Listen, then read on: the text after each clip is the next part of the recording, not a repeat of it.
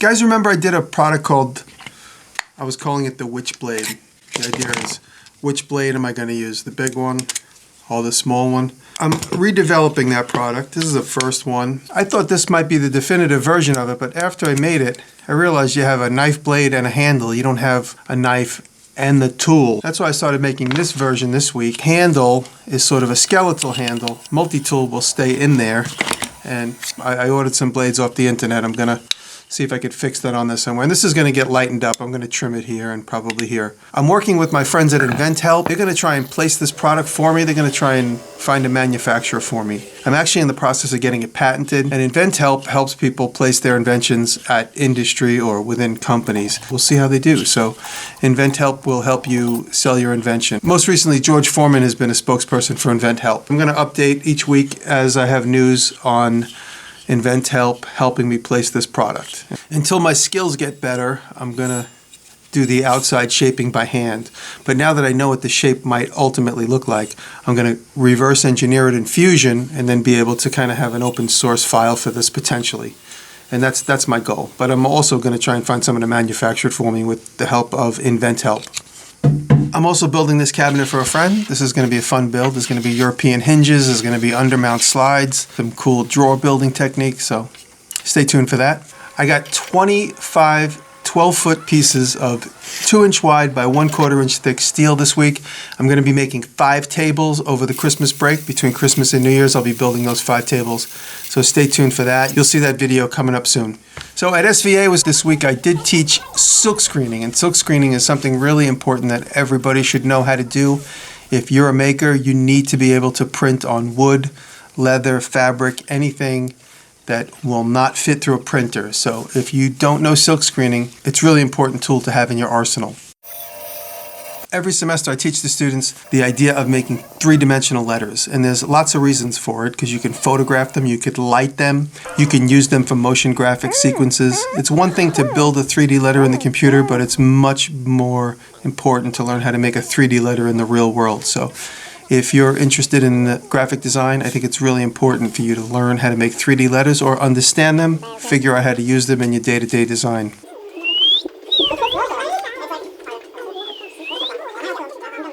This week it was the first snowfall for the chickens, and me and the chickens and the dogs had some fun outside.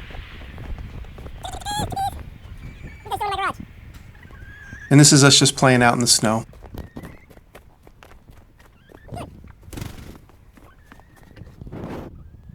Go! What's up, Yoko? Yoko! Yoko!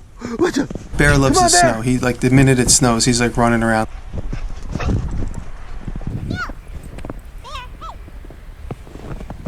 Yo.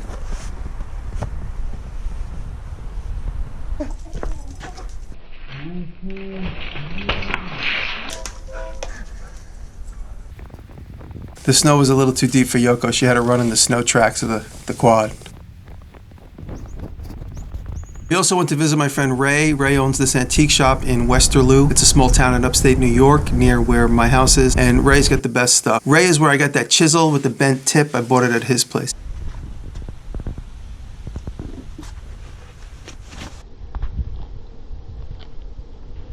I kind of like this. What do you think? Do you like that? Cheese and stuff in there. This is beautiful. Whoa. Wouldn't it be cool to have like a ton of these? Look at the Christmas ornaments. He's back. Hey, Ray. Hey, what's up, buddy? Hey guys, how are you? Very good. How you been? Good to see you. Heading to run home. If one of the men can still have the wooden skis I saw out front.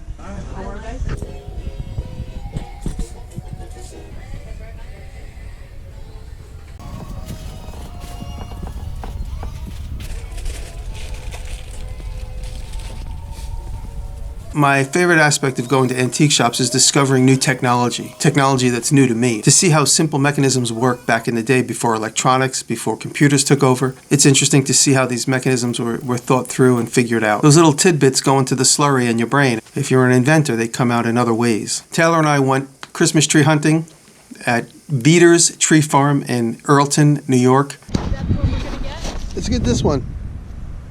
If you've ever went tree hunting with your girlfriend or your wife, you know how fun it is. It's just a little bear up there, that's the only issue.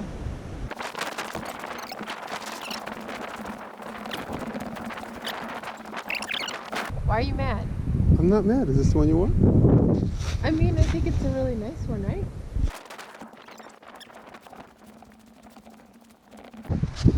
Yes? Didn't spill the coffee. No, I didn't. I never spill when I fall. You sure you don't want me to cut it?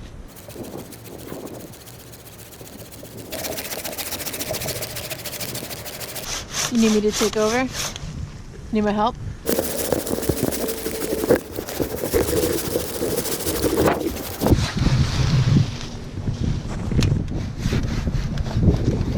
That's it. Now carry it on your back. And will. I take Christmas really seriously, you know that? It's wet. Good work.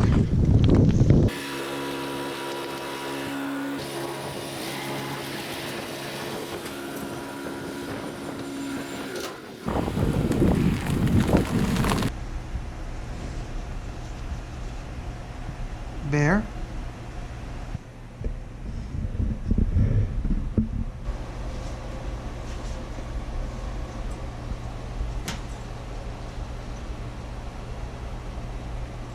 The Coxsackie Antique Center is a place Taylor and I go all the time. This week I went and I found this crazy old foot-powered lathe, just like the one that Chris Chops made. Actually, the one he made is much better than this, but it has some key ingredients that I know he would like the big flywheel and the wooden pulleys. So I showed this to Chris in a text message and he said, get it. So how I'm gonna get it to him in Cincinnati, we'll figure that out later. But me and Willie went and picked it up the next day, got it for 250 bucks. This thing's gotta be 100 years old. I could just picture it in the old Sears and Roebuck catalog. If anybody has any information on this, I'm very curious.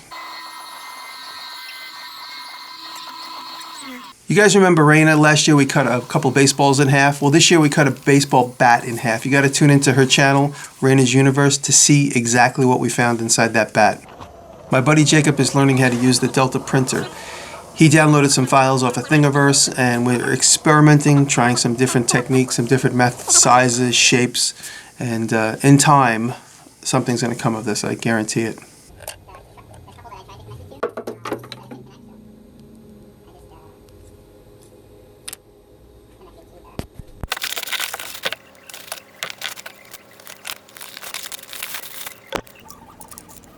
I've experimented with the Mailbag videos from time to time, inspired by what Casey Neistat has done.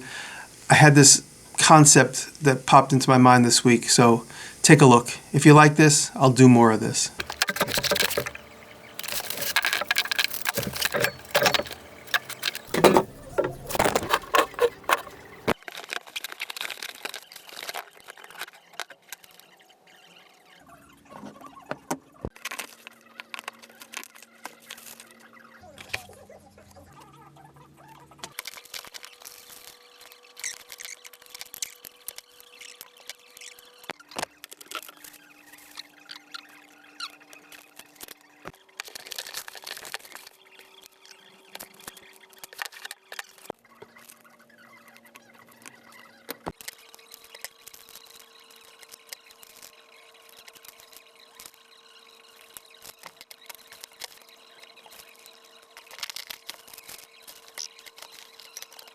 It is the nicest thing in the world that people send me stuff and think of me, and I want to just say thank you very much. So many of you know that my dog Lucky, my Yorkie, who's been my dog for 10 years, he passed away this week.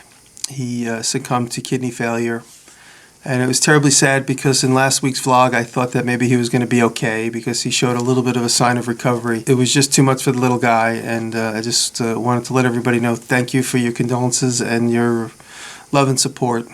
I got lucky on Valentine's Day 2007. I was in the middle of shooting the TV show Hammered when I got a call from the neighborhood. Somebody on the block said Lucky's mom, Jeannie at the time, went into the hospital, and if I could hang on to Lucky while she was in the hospital. And unfortunately, she passed away, and Lucky became my dog full time. I first got him when I was working on Hammered, and one of the episodes where we made like toy boxes in the shape of blocks, kids' blocks.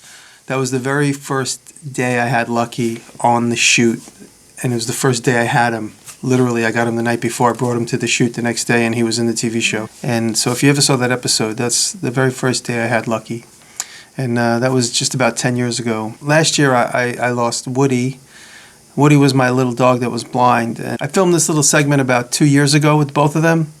So this is my little tribute to Lucky and Woody, my two little guys. I'm going to miss them very much. Thank you all again for the love and support, and I hope everybody has a Merry Christmas. Thank you all very much, and Happy New Year.